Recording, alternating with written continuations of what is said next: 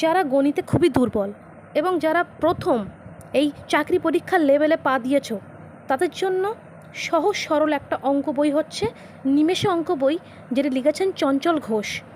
এটা ভলিউম 1 আছে এবং ভলিউম 2তেও পাওয়া যায়। যারা কিছুই জানো না, আমি আগের থেকে বলে দিচ্ছি, তাদের জন্য কিন্তু এই বইটা, যারা প্রথম স্টার্ট করতে চাচ্ছ যে কোনো একটা সহজ সরল বই দিয়ে, তাদের জন্য এই বইটা।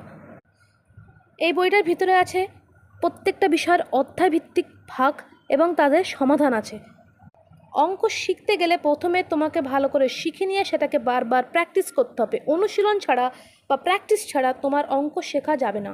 আমি আগে থেকেই বলছি, কারণ অঙ্কর মূল ভিত্তি হচ্ছে প্র্যাকটিস আর প্র্যাকটিস। যারা 10 ক্লাস পাশ করার পরে আর্টস নিয়ে পড়াশোনা করেছো এবং যারা সায়েন্স নাওনি, তাদের জন্য এই বইটা একটা ভালো বই, কারণ এখানে সমস্ত কিছুর সুন্দর করে সহজ সহজ ট্রিক্স দিয়ে অঙ্ক সমাধান করা আছে। এটা যে কেউ করতে পারবে, নিজে বাড়ি বসেও করতে পারবে। এমনকি সমস্ত রকমের সমস্ত কিছু সমস্যার সমাধান এই বইটার ভিতরে দেওয়া আছে, ছোট ছোট করে দেওয়া আছে, ভালো লাগবে পড়লে। যারা মোটা মোটা বই দেখে ভয় পাও, তাদের জন্য এই সহজ সরল ছোট্ট পাতলা বইটা খুবই গুরুত্বপূর্ণ। প্রতিদিন একটা করে অধ্যায় বেছে নাও এবং সেটা প্রথমে বোঝো ধারণা কী দিচ্ছে, তারপর অনুশীলন করে সমাধান করো। ভুলগুলো খাতায় লিখে রাখো, পরপর সেগুলোকে আবার চেষ্টা করো। এতে নিজের দুর্বলতা কাটবে এবং অঙ্কের প্রতি যে ভয় সেটাও দূর হয়ে যাবে।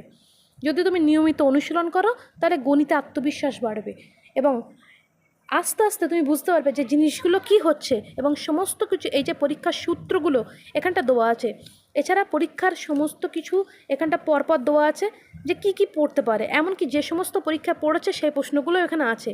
এই বইটা সলভ করলে তুমি রেল, পুলিশ, সমস্ত ওয়েস্ট বেঙ্গলের পরীক্ষা, রাজ্যের সমস্ত পরীক্ষা, এমনকি WBCS এর থেকে আসে, কারণ এইবারে WBCS যেমনভাবে প্রশ্ন এসছে তার থেকে ধারণা করা যায় যে বইটা পড়লে তাও হবে।